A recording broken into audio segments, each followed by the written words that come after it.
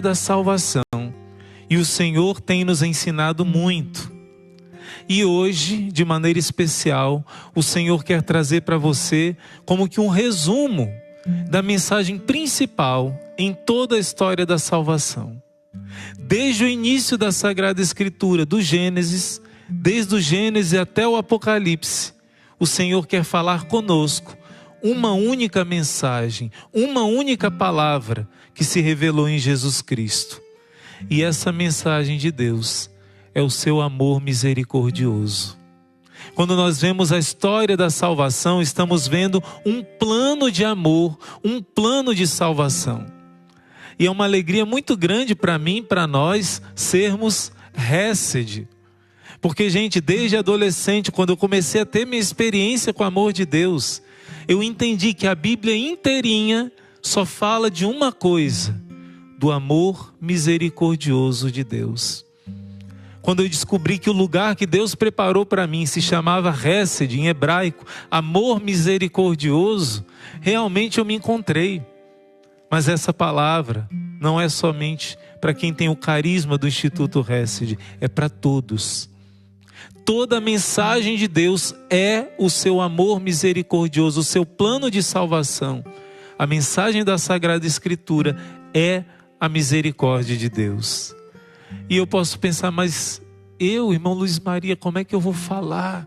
Se Jesus disse para Santa Faustina que a sua misericórdia é inefável, quer dizer, não é possível falar com palavras. Nem os anjos são capazes de exprimirem o que é essa misericórdia de Deus. Com as minhas palavras eu não consigo. Mas se o próprio Jesus, no Novo Testamento, veio trazer para nós uma mensagem, uma palavra, através de uma parábola, que de certo modo resume toda a mensagem do Evangelho, eu preciso falar com você dessa mensagem. Hoje, no 14ª meditação do nosso retiro quaresmal, o nosso livro traz para nós a meditação do Filho Pródigo, do Pai Misericordioso. Gente, muitos especialistas na Sagrada Escritura dizem que se perdesse a Bíblia toda e ficasse só com essa mensagem, se entenderia o recado que Jesus quis passar. Porque a história do Filho Pródigo é também a sua história, a nossa história. Precisamos entrar dentro desse mistério, porque essa é uma mensagem, uma carta de amor de Deus para cada um de nós. Eu quero, provavelmente a grande maioria de nós conhecemos a história do Filho Pródigo, essa parábola que Jesus contou. Mas para você que talvez nunca tenha ouvido falar, por exemplo, a irmã Maria Raquel hoje falou da Madre Jane. A Madre Jane nunca tinha ouvido falar do Filho Pródigo. Mas quando ela estava na lama, quando ela estava na sujeira do pecado, triste, querendo tirar sua vida, em depressão, ela ouviu uma voz falando com ela: na casa do meu pai, nem um empregado é tratado assim. E a Madre Jane ouviu essa palavra e através dessa palavra Deus começou toda a vida nova para ela. E olha o que Deus fez através dela. Olha que obra Deus fez. Hoje também o Senhor diz para você: na casa do meu pai, nem um empregado é tratado assim. E assim como essa palavra transformou a vida da Madre Jane, hoje essa palavra transforma a sua vida. Te traz esperança, te lembra que você é filho, você é filha, e na casa do Pai, nem o empregado é tratado assim. Eu trago para você essa canção, que a letra dessa canção, de certo modo, resume a história do Filho Pródigo. O que eu direi, retornando assim, miserável, delinquente, de uma vida destruída? Tudo em mim é ferida aberta, tão marcada de remorsos. Sinto falta de voltar à minha casa. Para quem não conhece a história do Filho Pródigo, o pai que tinha 2 filhos, um pai que era rico, um pai que tinha uma fazenda enorme e muito trabalho nessa fazenda. Um dia o filho mais novo se cansou dessa vida, se cansou do seu trabalho, se cansou de se dedicar à sua família e quis que o pai vendesse e desse a parte da riqueza dele, como se o pai tivesse morrido. Ele não quis mais saber de viver com seu pai, com seu irmão, não quis mais saber da sua casa e quis aproveitar a vida, talvez influenciado por outros amigos. Olha, você tem tudo, vende isso e vai curtir a vida. Como muitos de nós, especialmente ao chegar na fase da adolescência, começamos a distanciar das coisas de Deus. E esse filho pediu ao pai a herança dele, a parte dele. Isso é o mesmo de pedir ao pai que ele morresse. É como se eu dissesse: pai, você morreu para mim. Não quero mais saber de você, eu quero o seu dinheiro. Eu quero o que você pode me trazer de bom, para que eu possa aproveitar essa vida. E depois desse filho pegar todo esse dinheiro, a metade dos bens do pai, a outra metade era do seu irmão, ele saiu e gastou em prostituição, gastou em festas, esbanjou com seus amigos. Mas quando faltou o dinheiro, veio uma fome em toda aquela região. E esse homem que gastava, que esbanjava e vivia no prazer, no comodismo, teve que trabalhar, gente, cuidando dos porcos. Para o judeu, a pior humilhação é cuidar dos porcos, que era um animal tido como impuro, era proibido de comer. E a Bíblia diz que ele queria comer até mesmo a comida dos porcos, mas era proibido. Tal nível de baixeza, tal nível de degradação que representa a sujeira do pecado, a consequência do pecado. E no meio dessa dor, muitas vezes nós somos assim, não é? Muitas vezes é na dor que nós valorizamos aquilo que nós tínhamos. Esse filho vai pensar: na casa do meu pai, nem um empregado é tratado desse jeito que eu estou sendo tratado. Nem o menor empregado é tratado desse jeito, mas com dignidade, com amor. Já sei, vou voltar para casa e vou dizer: pai, eu pequei contra o céu e contra ti, não mereço ser chamado teu filho, me trate pelo menos como um dos teus empregados. E esse filho toma coragem e vai voltar. Mas ouve agora essa canção antes de nós continuarmos a sequência da história da salvação. Essa canção diz: o que eu direi retornando assim, miserável, delinquente, de uma vida destruída? Tudo em mim é ferida aberta, tão marcada de remorsos, sinto falta de voltar à minha casa. O que direi quando ele, meu pai, me ver assim? Após tanto tempo a desprezar o seu amor, aqui estou à sua porta, vira-lata, esfomeado, esperando receber as pedradas. Talvez ele tenha pensado: será que o meu pai vai me aceitar? Depois de toda a minha maldade, de toda a traição que eu fiz ao coração de pai, de ter desprezado a ele, esquecido dele, apagado ele da minha vida por tanto tempo. Não há tempo para bater, nem para pedir perdão. Ele vem correndo a mim de braços abertos. Gente, isso é lindo. Isso é lindo quando nós lemos essa parábola do filho pródigo. O filho se prepara, ele ensaia um texto que ele vai dizer para o pai. Ele vai dizer que ele não merece, ele vai pedir perdão. Ele vai pedir para pelo menos ter um lugarzinho, para ele não passar fome, ser tratado como um empregado. E quando ele chega, ao longe ele vê aquela luz acesa. Ao longe o pai reconhece o filho. E o pai, já idoso, vem correndo ao encontro desse filho. Quando ele começa a dizer: pai, eu pequei contra o céu, contra ti, não mereço ser chamado teu filho. O pai nem deixou ele terminar de dizer, pedir para ser tratado como um empregado. O pai abraçou e cobriu de beijos aquele filho sujo, aquele filho cheio da sujeira exterior, mas mais ainda a sujeira de caráter, a sujeira da traição da família. É assim que o pai faz conosco. É assim que o Pai quer fazer com você. O Pai não espera o filho estar limpo para dar o abraço. E depois de abraçar, ele diz: traga uma túnica nova para o meu filho, sandálias nos pés dele, traga um anel de ouro, a dignidade, ele é filho. E vamos matar um novilho gordo, porque o meu filho estava morto e ele reviveu, estava perdido e foi encontrado.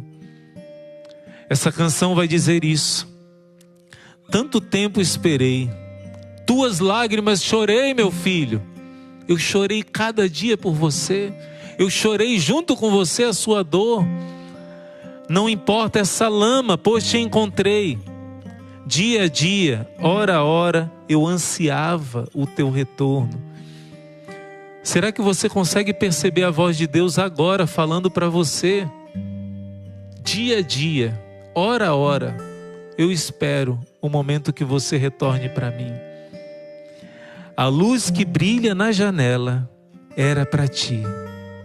Essa luz que está acesa, que você ao longe viu, que existia alguém te esperando aqui, ela nunca se apagou. Porque todas as noites eu tinha esperança de ver a tua face novamente. Todas as noites eu ficava acordado, esperando ver o meu filho retornar. Precisou acontecer toda essa dor, precisou acontecer toda essa lama, esse sofrimento, mas essa luz que brilha na janela nunca se apagou. É por causa de você que ela está acesa. Canta com essa música, deixa o Espírito Santo falar um pouco ao seu coração, porque na verdade Ele hoje quer falar que eu e você, todos nós somos esse filho. Todos nós passamos por essa experiência da queda e do abraço da misericórdia. Gente, que direi de um amor assim, que dissolve todo o gelo pela chama de um abraço? Naquele abraço morreu a tristeza, morreu a sujeira, morreu o pecado, morreu a solidão, morreu o vazio. Todo gelo é derretido na experiência desse abraço. Coloca aqui no comentário se você já experimentou esse abraço do Pai misericordioso na hora que você mais precisava. Talvez a hora que você mais precise seja agora. E Deus quer que você experimente o poder desse abraço. Não importa essa lama, não importa os seus erros. Muito maior são os braços abertos que te esperam para curar esse gelo, curar esse vazio. E no Novo Testamento Jesus traz essa parábola que resume toda a história da salvação, resume toda a mensagem do Evangelho. Mas nós estamos caminhando passo a passo até chegar na plenitude da história da salvação. E já caminhamos bastante para poder seguir nessa história. Vamos chegar logo logo em Moisés, na lei de Deus. Antes nós precisamos entender a mensagem hoje de uma história, assim como a história do filho pródigo resume no Novo Testamento toda a mensagem da Bíblia. No Antigo Testamento também nós temos uma história que, gente, resume todo o Antigo Testamento, todo o plano da salvação. E hoje você vai aprender essa história.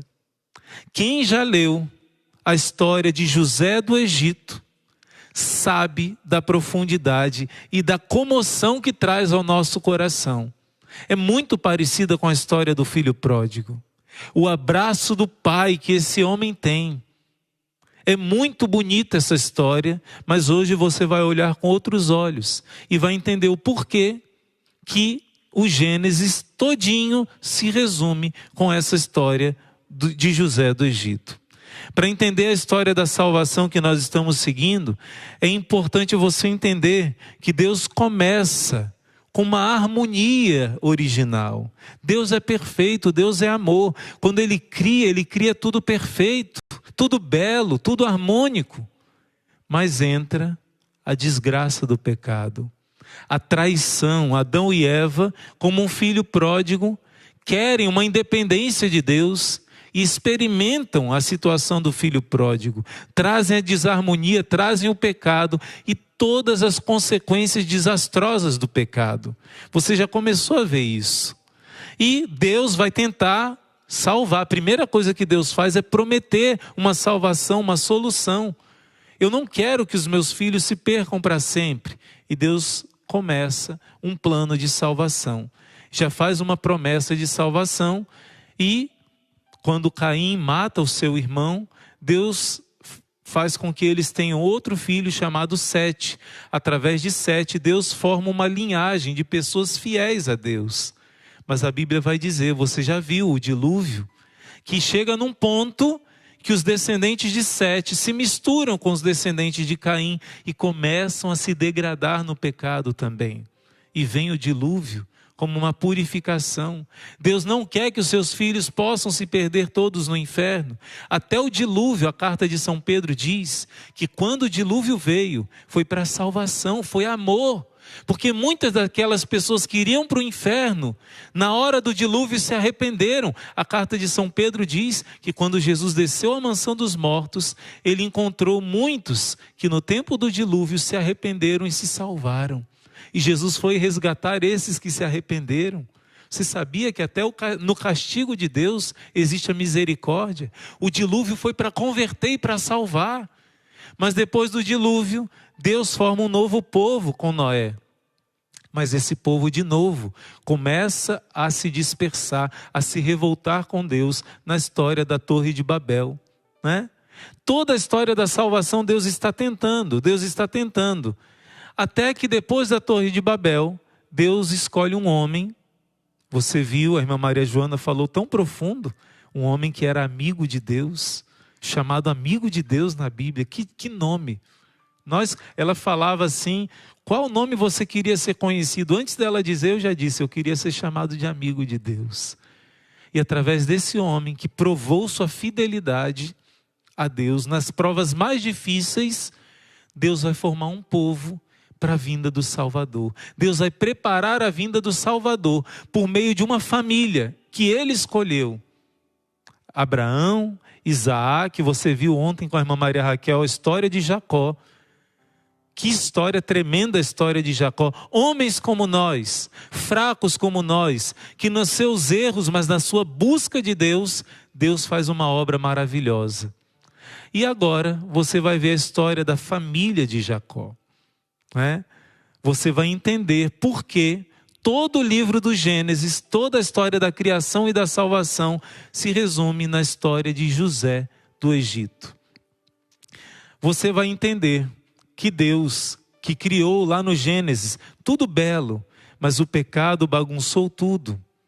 Deus que do caos da criação, antes estava tudo, a criação vai dizer que havia o caos e Deus trouxe ordem, harmonia para tudo. Agora Deus escolhe uma família e você vai ver que a família de Jacó, ou Israel, não é diferente da minha e da sua família. Uma família cheia de defeitos, mas que Deus vai agir no meio dessas fragilidades e vai revelar um plano de salvação. Vai mostrar que todo mal pode ser transformado num bem muito maior se nós temos confiança em Deus. Então, esse livro do Gênesis, todo ele se resume nessa história de José. A gente vai ver a história de Jacó, que se casa. Antigamente não existia a lei de Moisés que proibia de ter casamento com duas pessoas, com duas mulheres, mas Jacó não queria se casar com duas mulheres. Ele era apaixonado por uma, Raquel, mas o pai de Raquel enganou Jacó e ele se casou com Lia primeiro e depois com Raquel, que ele era apaixonado. Mas infelizmente Jacó não soube disfarçar a preferência que ele tinha por Raquel e pelos filhos que nasceram de Raquel. Jacó já cometeu um grande erro aqui, porque ele tratava o seu filho José muito diferente de todos os outros filhos. Então aqui você já vê uma atitude de um pai, quantas vezes isso não acontece, que gera revolta nos filhos. Jacó deu para o seu filho uma túnica muito melhor, muito mais cara, muito mais bem feita, colorida, toda cheia de detalhes para o seu filho que nasceu de Raquel. E José, além de criar uma raiva nos irmãos, porque o pai o tratava diferente, ele também se deixou levar por essa preferência do pai. E ele, sem discernimento, contou um sonho que ele teve, que todos eles eram como espigas de trigo que se inclinavam diante de outra espiga que era ele. E depois ele disse que sonhou com o sol, a lua e 11 estrelas que se prostravam diante dele. E até o seu pai disse: o que você quer dizer com isso, meu filho? Todos nós vamos ser seus escravos? E os irmãos criaram ódio.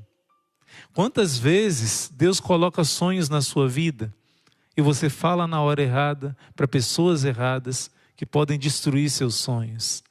A falta de maturidade de José fez com que os irmãos que já tinham inveja dele por causa do tratamento diferente do pai tivessem ódio por esse irmão.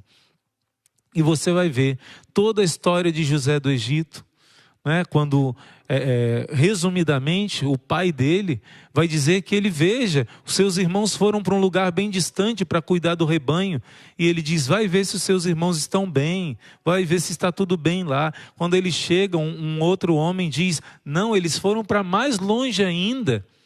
E quando José vai atrás dos seus irmãos a pedido do seu pai, imediatamente que os irmãos avistam José, diz: aí está o sonhador.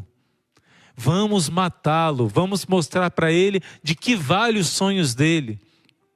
E nessa hora, o irmão mais velho sentiu o peso da responsabilidade e pensou: meu Deus, eles vão matar o nosso irmão.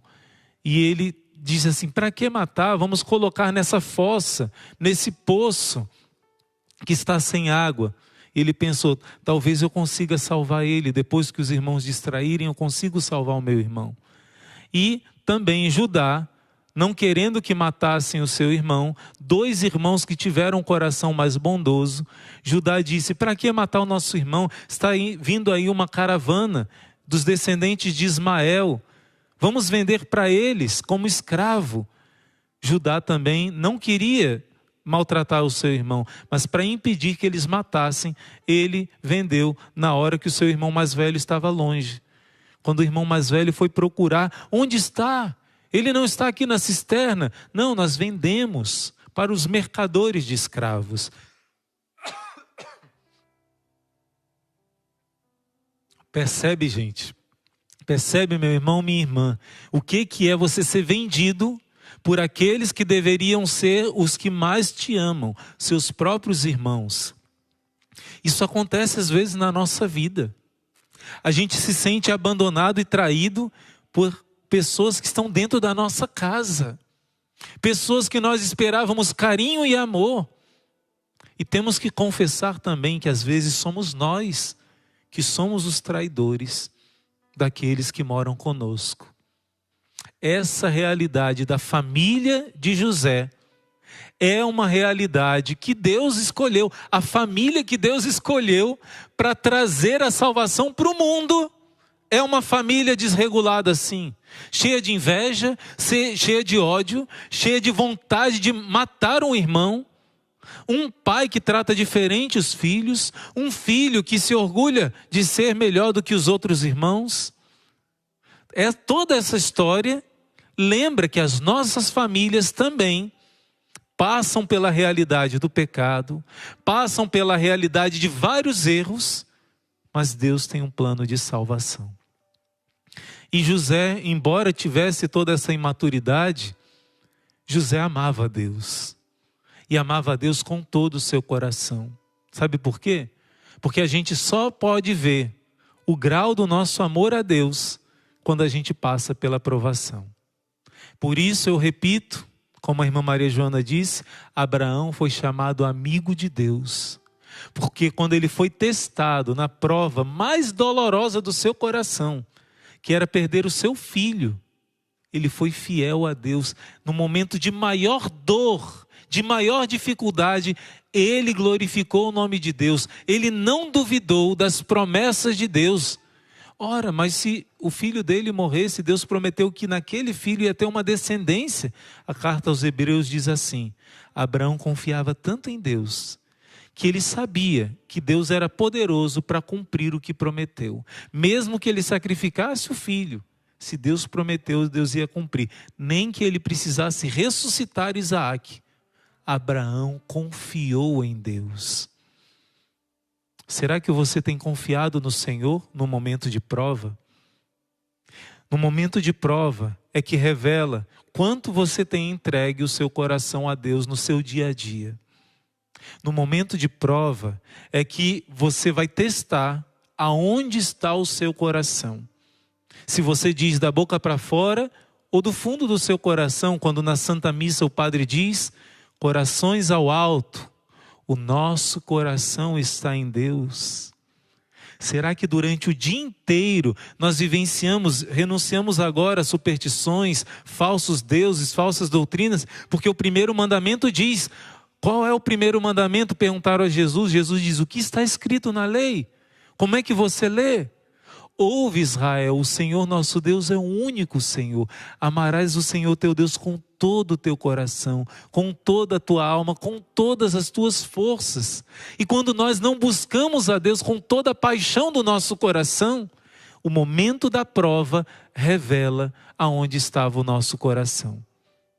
E se ele estiver centralizado nas criaturas, se ele estiver centralizado nos nossos apegos, nos nossos gostos, nas coisas, nas pessoas, no emprego, no dinheiro, na fama, nós vamos ter uma decepção grande. E no momento da prova não vamos dar conta. Mas Deus é bom e misericordioso. Mesmo que o nosso coração não esteja preparado e puro, mesmo na hora da prova, se nós formos infiéis, Deus é fiel.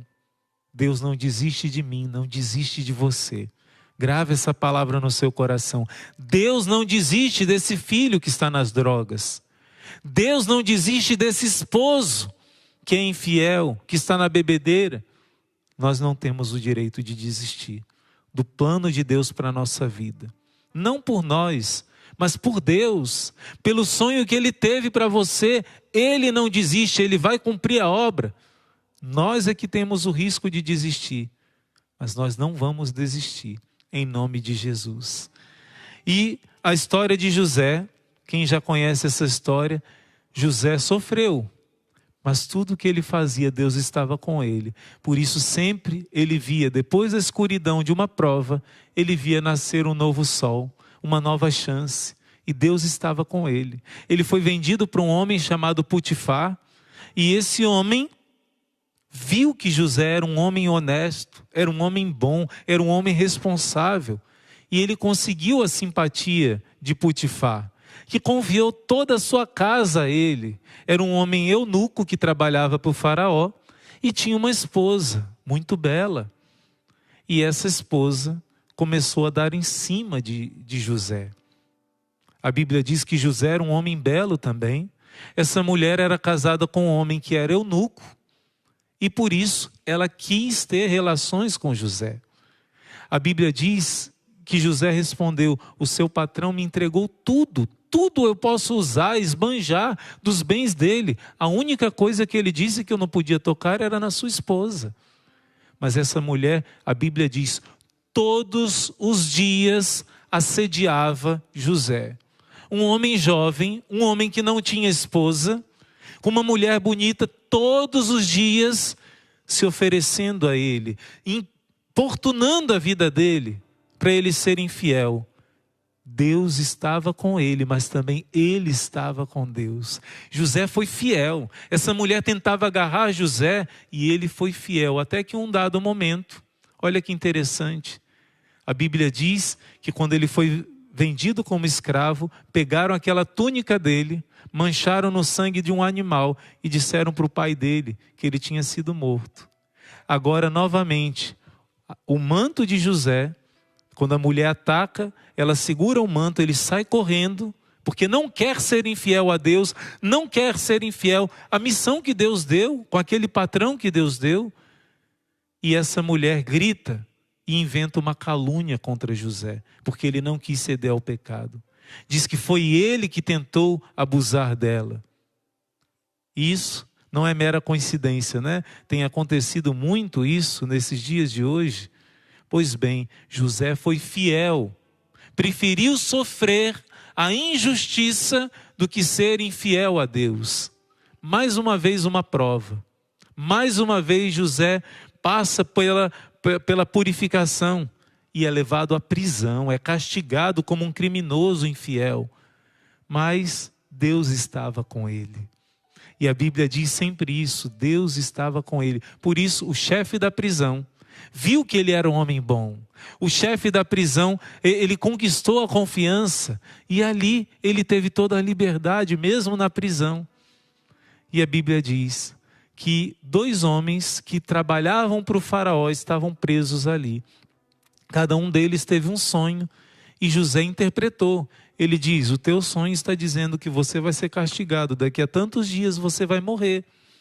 E o outro, José disse, o seu sonho já está dizendo que você vai ser beneficiado pelo faraó. Daqui a tantos dias você vai ser solto e vai receber um cargo de confiança, vai servir da mesa dele. E ele disse, mas quando você for liberto da prisão, por favor, se lembre de mim, fale para o faraó que eu estou aqui injustamente. Gente, passaram, se eu não me engano, 5 dias e o homem foi solto, foi servir ao faraó. Se esqueceu de José. Durante 2 anos, José ficou sofrendo na prisão e aquele homem que prometeu ajudá-lo não lembrou dele. Até um dia que o faraó teve um sonho e ninguém sabia interpretar, nem os magos do Egito, mais conhecedores, não souberam entender aquele sonho. E o homem se lembrou. Faraó, eu preciso contar um erro, um pecado meu. Um homem que é correto, foi preso injustamente.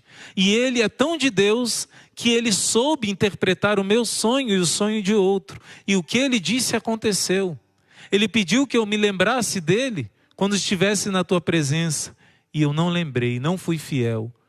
Mas agora, com o seu sonho, eu te digo, ele saberá interpretar o seu sonho. Gente, é muito forte essa história. Quando o faraó chama e José diz, olha, esse sonho está dizendo 7 vacas magras e 7 vacas gordas, depois as magras devoram as gordas. Você vai ter no seu reino 7 anos de abundância, de muito plantio de trigo, de muitas coisas boas, mas depois serão 7 anos de seca, não terá chuva e muitos vão passar fome. Eu recomendo que o senhor coloque uma pessoa inteligente à frente do seu reino para organizar que todo plantio, uma tal porcentagem seja guardada, armazenada, para que nos tempos de fome você possa estar bem. Não passe necessidade. E o faraó disse, quem mais tem sabedoria do que você? Que Deus trouxe a revelação do meu sonho. Você estará à frente de todo o reino do Egito. A única coisa que vai ficar acima de você é o meu trono, mas você vai dar ordens a todos. Você é o vice-rei do Egito.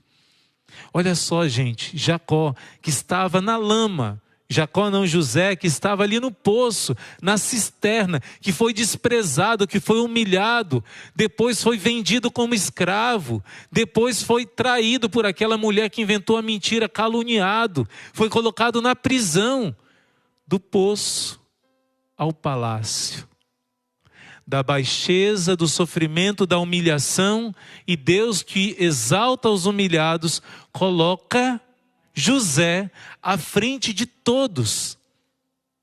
E durante esses 7 anos de vacas magras, daí vem a expressão, José vai ter uma riqueza de alimentos, de trigo, porque foi armazenado. E aí todos os seus irmãos precisam vir ao encontro dele.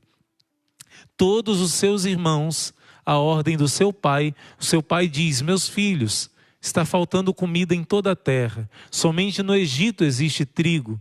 Vocês precisam levar o ouro, o dinheiro, para comprar o trigo no Egito, para não morrermos de fome. E aí toda a história de José acontece, que eu te recomendo que você faça a leitura dessa história de José. Não me recordo se é a partir do capítulo 35, mais ou menos por aí, começa a história de José do Egito. E você vai ver que os irmãos se aproximando dele, ele reconhece os irmãos. E ele de início trata com toda dureza. Ele diz: vocês são espiões. Vocês vieram para conhecer o Egito para depois invadir. Não, nosso pai pediu que a gente venha só comprar trigo. Ele está passando necessidade, todos nós. Não, eu não acredito, vocês são espiões. E ele diz assim: não, nós temos um pai idoso. Nós temos alguns irmãos e um irmão mais novo, um que já morreu e outro mais novo. E ele diz: eu só vou acreditar em vocês se vocês trouxerem esse irmão mais novo para cá. E ele deixa um como escravo ali no Egito, um dos irmãos, e manda com que todos tragam o seu irmão para provar que é verdade. Porque José queria ver o seu irmão mais novo, que era um bebê quando ele saiu. E ali José trata com toda dureza, mas manda colocar um tesouro, ouro dentro da bolsa deles. E eles ficam assustados. Eles começam a conversar: tudo isso é por causa do pecado que nós cometemos contra o nosso irmão. Deus está nos corrigindo, como nós erramos. E José começa a se emocionar, ouvindo a conversa dos irmãos, que eles estavam arrependidos. Eles estavam percebendo o erro que eles cometeram. Mas quando eles trazem o seu irmão, o seu pai diz: não leve o meu filho. Eu só tinha 2 filhos da minha esposa que eu amava. Um deles morreu. E se vocês fizerem morrer esse meu filho mais novo, vocês vão levar os meus cabelos brancos para o túmulo. Por favor, não leve o meu filho. E Rúben e Judá, os 2 irmãos que quiseram salvar José, disseram: pai, eu morro no lugar dele, mas não deixo ele morrer. Eu dou a minha vida por ele, não vou deixar que aconteça nada. E o pai permite, com muita angústia, permite que o irmão mais novo vá, o jovem Benjamim. E quando eles chegam lá, José faz todo um banquete, José faz todo um momento com eles, né? E ele disfarça, ele ouve toda a conversa deles, faz perguntas: como está o vosso pai? E tudo. José não se controla de emoção, precisa sair um instante como se fosse ao banheiro e chora, sabendo do amor do pai dele por ele, sabendo do arrependimento dos irmãos que ali estavam percebendo que era um castigo, porque quando eles falavam com José, eles falavam o hebraico através de um intérprete. Eles não sabiam que era o seu irmão José. Era o vice-rei do Egito, falava em egípcio. Mas José entendia tudo que eles conversavam na língua materna, no hebraico. E ali José se emocionou. E depois lavou o rosto, voltou para a presença deles e pediu que o irmão, que Benjamim ficasse ali.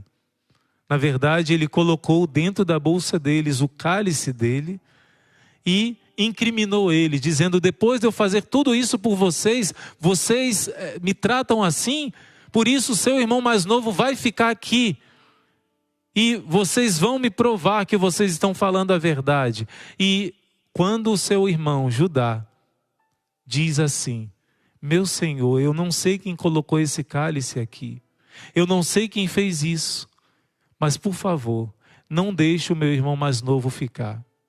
Se ele tiver de ficar escravo aqui, o nosso pai que está em casa, ele disse: não leve o meu filho, porque senão vocês me levarão ao túmulo. Por favor, a alma do nosso pai está ligada a esse menino. Se ele ficar aqui, o nosso pai morre. Eu vou ficar, disse Judá, lembrando que Jesus nasceria de Judá. Eu vou ficar aqui, escravo, para que esse menino volte para casa. Eu vou perder a minha vida, porque eu prometi para o meu pai que não deixaria o meu irmão ficar sem voltar para os braços dele. Aceita a minha vida, eu perco a minha vida, eu ficarei aqui como escravo. E quando Judá fez esse ato de arrependimento, esse ato vicário que nós chamamos, que é uma prefiguração de Jesus. Ele agiu como depois o seu descendente, o rei Davi, agiu. Reconhecendo o seu pecado, ele assumiu as consequências. Ele agiu como o ladrão que estava do lado de Jesus na cruz agiu. Quando ele disse: Pai, perdoa-lhes porque não sabem o que fazem. O ladrão se arrependeu e disse para o outro ladrão: nós merecemos esse castigo. Ele não merece. Judá reconheceu que ele merecia. Ele reconheceu que ele não podia deixar o seu pai sofrer aquela dor. E ele sacrificou a sua vida para que o seu pai não perdesse a vida. Para que o seu irmão mais novo não se tornasse escravo. E ali nessa atitude do seu irmão Judá, que havia tentado salvá-lo da outra vez, mas ele não percebeu, José começa a chorar, mas chora alto que não se aguenta, porque o amor venceu. Porque aquela dureza que também talvez estivesse no coração de José, mas ele foi vendo a atitude de arrependimento dos irmãos e foi se emocionando, e o Espírito de Deus vai quebrantando o coração, quando a atitude do seu irmão Judá de se oferecer em sacrifício pelo seu irmão mais novo, ali José rasga de chorar e chora, que diz a palavra de Deus que até os egípcios ouviram, que ele soluçava de tanto chorar. E nesse choro ele perguntava: eu sou José, eu não consigo mais disfarçar, eu sou José, eu sou seu irmão. Onde está o nosso pai? Ele está bem. E os seus irmãos ficaram tão assustados que não conseguiram dizer uma palavra para responder a José. E nessa hora ele abraçou seu irmão Benjamim e caiu no choro compulsivo de alegria. O amor tocou o coração de José nessa hora. E cheio desse amor, ele disse: eu vou cuidar de vocês. E apresentou para o faraó. O faraó aceitou aquilo com bondade, porque ele amava José. E disse: traga o seu pai para cá. Eu vou trazê-lo com toda a honra, com os carros do Egito, com todo o ouro. Eu vou dar o melhor terreno do Egito para vocês. Tragam o seu pai para cá. E cheio de amor, os irmãos perceberam o amor no coração de José. José disse: vocês entenderam que todo o mal que aconteceu foi para que Deus salvasse hoje a nossa família, que iria perecer de fome lá em Israel, lá em Canaã. Mas Deus está trazendo vocês para salvar todo o nosso povo. E eles ficaram com medo de José castigá-los. Ele disse: não, todo esse mal foi que Deus permitiu para um bem maior acontecer. Essa palavra que a irmã Maria Raquel tem dito tanto esses dias, Romanos 8, 28. Tudo concorre para o bem daqueles que amam a Deus. Repete isso. Tudo concorre para o bem daqueles que amam a Deus.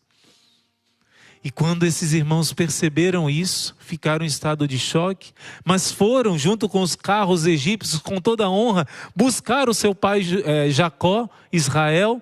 Mas quando eles chamam, ele não acredita. Isso é mentira, isso é loucura. José, meu filho, está vivo. Mas quando ele viu os carros do faraó, quando ele viu aquelas riquezas, aquele povo egípcio vindo buscá-lo com toda a honra, ele viu que era verdade. E voltou para casa. Voltou para o encontro do seu filho José. Quando encontrou, ele chorou e disse que agora ele podia morrer em paz, porque viu de novo a face do seu filho amado. E gente, toda essa história, que tinha tudo para ser uma desgraça, por causa do temor de Deus do coração de José, por causa do temor de Deus do Rubens, que era o filho mais velho, por causa do temor de Deus do filho Judá, da onde viria o Salvador, que se ofereceu como escravo. Diante da oração do seu pai, que não cansou de esperar em Deus, Deus realizou um milagre. Muitas vezes precisa só uma pessoa na família para ser o sinal de Deus, para que Deus realize um milagre de salvar toda uma família. Seja lá qual for a desgraça que aconteceu na família, Deus quis começar a história da salvação com uma família toda bagunçada, cheia de defeitos e de erros, para dizer assim: eu que transformo o caos no cosmo. Cosmo significa beleza, harmonia. Caos significa bagunça, desordem. A Bíblia diz que Deus viu a face do abismo, estava tudo em caos. e Deus ordenou todas as coisas. Logo depois Deus fez tudo perfeito, Adão e Eva perfeitos, entrou o caos do pecado e Deus promete a restauração. Sempre Deus é especialista. No tempo de Noé, os homens degradaram e Deus faz um plano de salvação. Na Torre de Babel, e com Abraão não foi diferente, com a família que veio de Abraão, as 12 tribos de Jacó, os descendentes de Abraão, foram uma família defeituosa, como a minha, como a sua, cheia de dores, cheia de dramas, cheia de feridas, mas que também foi cheia de perdão, cheia de uma ação de Deus, cheia da misericórdia, que foi maior que o pecado, porque existiram corações abertos à ação de Deus naquela família. Isso que muitas vezes falta. Uma pessoa que assuma e lute até o fim, não desista da sua família. E depois de tudo isso, de toda essa bênção, de toda essa alegria, de todo esse choro, de consolo que Deus deu, morreu o seu pai, morreu sereno. Quando Jacó voltava, Deus que tinha falado com ele há anos atrás, falou novamente no caminho: não tenha medo de se instalar no Egito, você vai morrer nos braços do teu filho José. Que consolo para Jacó, depois de tantos anos sem ver seu filho. E assim aconteceu, ele morreu sereno nos braços de José. Mas quando ele morreu, e aqui eu chego agora ao resumo de toda a Bíblia, especialmente do livro do Gênesis. Quando ele morre, os seus irmãos começam a cochichar: agora que o papai morreu, talvez ele queira se vingar de nós. Ele nos tratou bem assim, porque o papai estava vivo, ele não queria entristecer o pai. Mas agora que o pai morreu, talvez nós tenhamos que ir embora, porque ele vai nos maltratar. Foi muito terrível o que nós fizemos com ele. Mas, gente, já no Antigo Testamento, Deus mostrou que o amor, a misericórdia, é muito maior do que o pecado. Muito maior. E José, ouvindo isso dos seus irmãos: por favor, não nos trate mal pelo que nós fizemos para você. Ele começou a chorar novamente. Jacó tinha um coração de manteiga derretida, como dizemos. José começou a chorar e disse: meus irmãos, deixa eu ver essa passagem, Gênesis capítulo 50, versículo 20. Meus irmãos, a vossa intenção era fazer-me o mal, mas Deus tirou daí um bem. Era para fazer como acontece hoje, com que se conservasse a vida de um grande povo. Não temais, pois eu vos sustentarei, a vós e aos vossos filhos. E essas palavras lhe foram direto ao coração, reconfortando seus irmãos. Olha só, gente, essa passagem bíblica, Gênesis 50, 20, resume todo o plano da salvação, resume toda a história da salvação. Deus, desse mal que vocês cometeram, Deus permitiu, Deus não quis. O pecado foi de vocês. Eu fui ferido, eu sofri muito. Minha história foi marcada por traumas. Mas porque eu soube oferecer minhas dores a Deus, Deus me levantou. A cada queda, a cada sofrimento, e foram muitos, Deus me levantou. Não tem sido assim na sua vida? Se você anda com Deus, você passa por cruz? Sim. Mas de cada uma, Deus te levantou. E por isso você está de pé hoje. Ele diz: Deus te levantou. Deus me levantou, disse José aos seus irmãos. E ele vai dizer: foi para que um bem muito maior acontecesse que Deus permitiu esse mal. Vocês tinham um plano de fazer o mal, mas Deus transformou esse mal num bem muito maior. Olha que visão de sabedoria que José vem nos trazer. Em vez de guardar ódio no coração, ele soube ter o coração alinhado com Deus. Não era por causa do seu pai, mas era por causa do seu pai Deus que ele perdoou os seus irmãos. Porque Deus alinhou o coração dele com o coração de Deus. Por isso que Deus estava com ele. Porque ele soube perdoar os seus irmãos. Por isso que ele venceu a inveja, porque ele soube transformar a dor em amor. E afinal de contas, não é esse todo o sentido do nosso livro? Todo o sentido desse nosso itinerário quaresmal?